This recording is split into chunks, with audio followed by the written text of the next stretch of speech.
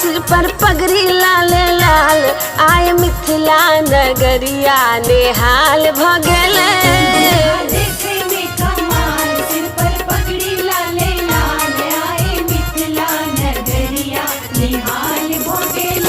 दुल्हा देखे में कमाल सिर पर पगड़ी लाल लाल आए मिथिला नगरिया निहाल भ गेले। दुल्हा देखे में कमाल।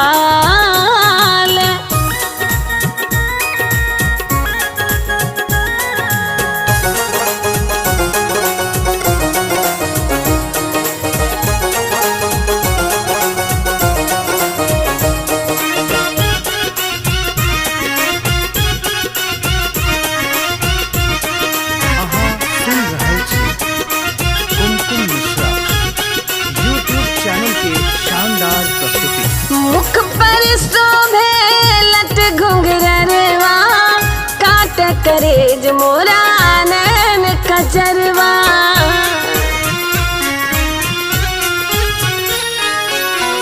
मुख पर शोभे लट घुंघरवा काट करेज मोरा नैन कजरवा। हाथ में रेशम के रुमाल बिदना जोरी रचल कमाल आए मिथिला नगरिया नेहाल भ गेले।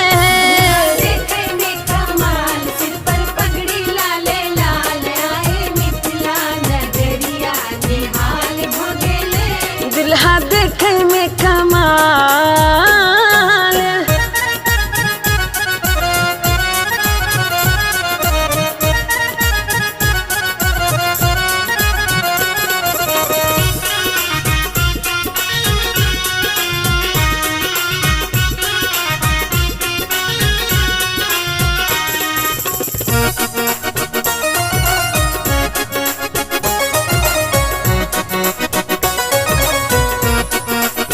चानन ललाट शोभे देखो भरी नैना सुंदरी धिया के श्यामल सलोना।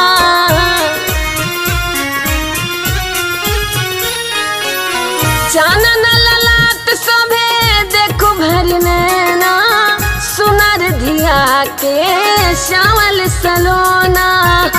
सबके देखे ले बेहाल धन धन जनक भुवाल आए मिथिला नगरिया निहाल भ गेले।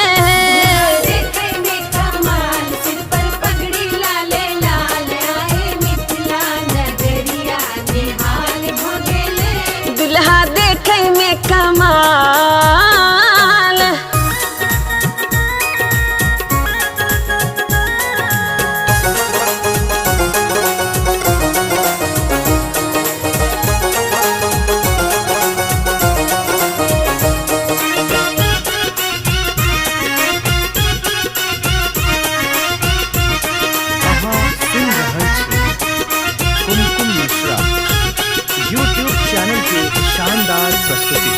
धन धन मिथिला मिथिला के नारी हमार बहन छत जनक दुलारी।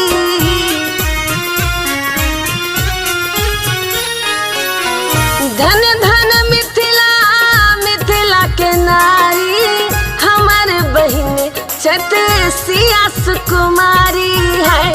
पाहुन दशरथ जी के लाल गरवा शोभे मनी माल आए मिथिला नगरिया नेहाल भ गेले।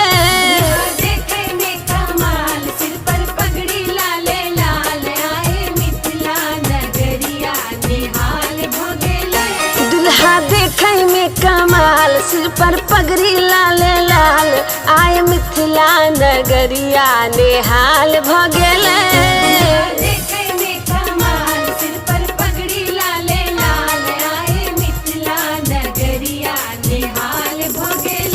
दुल्हा देखे में कमाल सिर पर पगड़ी लाल लाल आए मिथिला नगरिया निहाल भ गेले।